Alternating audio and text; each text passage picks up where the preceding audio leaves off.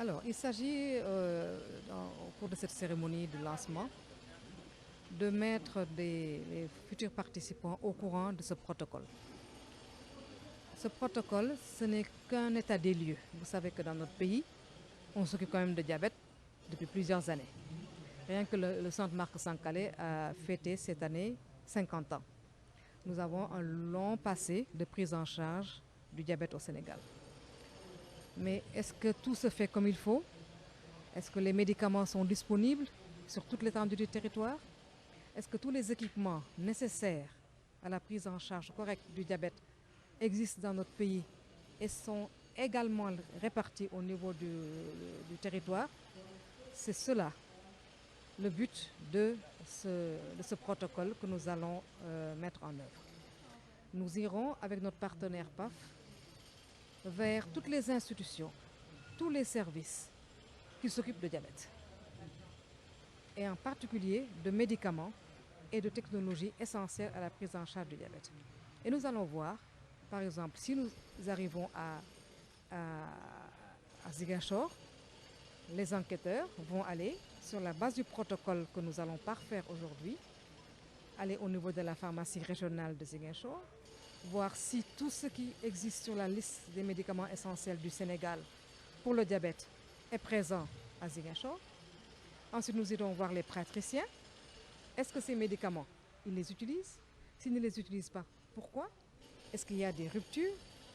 Et ainsi, ça c'est quelques exemples que je donne, nous allons voir toute la chaîne d'approvisionnement au niveau local et voir si à chaque niveau, ce qui doit être fait est fait. Alors ce protocole s'appelle aucune étagère vide pour le diabète, tout simplement parce que ce protocole va étudier la disponibilité et l'accessibilité des médicaments et des technologies essentielles au diabète partout sur le territoire national. Alors quand on prend en charge un diabète, tout ne se résume pas aux médicaments. À côté des médicaments, si vous voulez prendre en charge correctement un diabète dans un centre de santé, vous avez besoin d'appareils, par exemple, ce qu'on appelle de mesure de l'hémoglobine glyquée, qui est le seul élément à juger de l'équilibre d'un diabète. Vous allez avoir besoin, par exemple, d'une structure ou en tout cas d'une structure qui s'occupe de soigner les lésions du pied du diabétique. Je ne donne là que quelques exemples. Et c'est sur la base de ce package qui est nécessaire à la prise en charge du diabète, une prise en charge correcte, que nous allons enquêter localement et voir si tout ce qui est faisable est fait, même dans les coins les plus reculés, au niveau de la pyramide sanitaire. Tout à fait. Quelqu'un l'a signalé tout à l'heure quand on faisait des discussions. S'occuper du diabète requiert certes des médicaments, des technologies, mais aussi du personnel. Mais pour le moment, la première partie de l'enquête va s'occuper des médicaments et des technologies essentielles. Maintenant, après, on va faire l'état des lieux pour ce qui concerne les ressources humaines, et ça peut même aller un peu plus loin. Nous devrons même aller jusque vers le patient, puisque l'association des diabétiques est représentée, et il faudra aller vers les diabétiques pour leur demander quel est leur vécu. Parce que quand on parle par exemple, d'accessibilité, interviennent les coûts.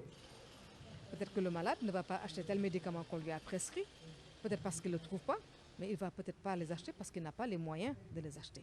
C'est le diabète, parmi tant d'autres maladies comme l'hypertension artérielle, c'est des maladies chroniques, des maladies à vie.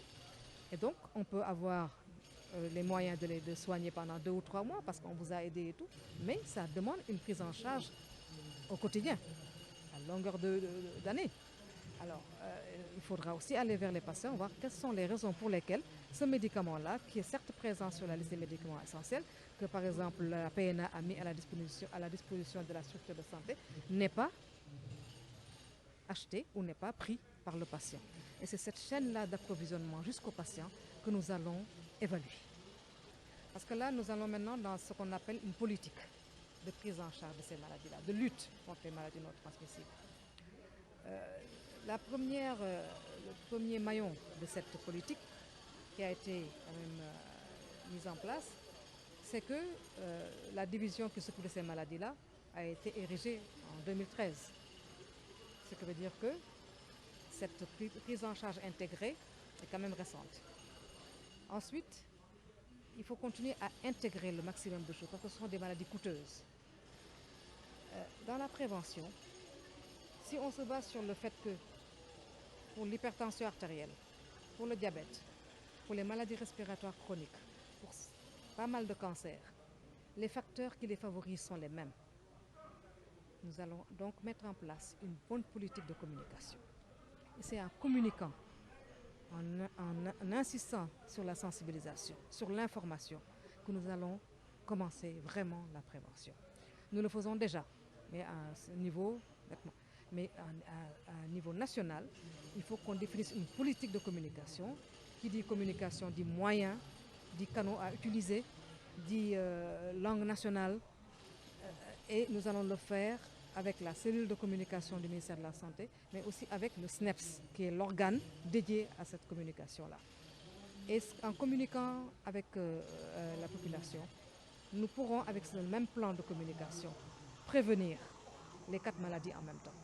Parce que vous savez que les facteurs de risque pour ces maladies-là que je viens de citer, qui sont les 4 maladies non transmissibles majeures, c'est l'alcool, c'est le tabagisme, c'est la sédentarité, c'est la mauvaise alimentation, déséquilibrée, surtout sucrée et grasse. Si nous insistons sur ça, mais le problème ce n'est pas seulement de parler, de dire aux populations.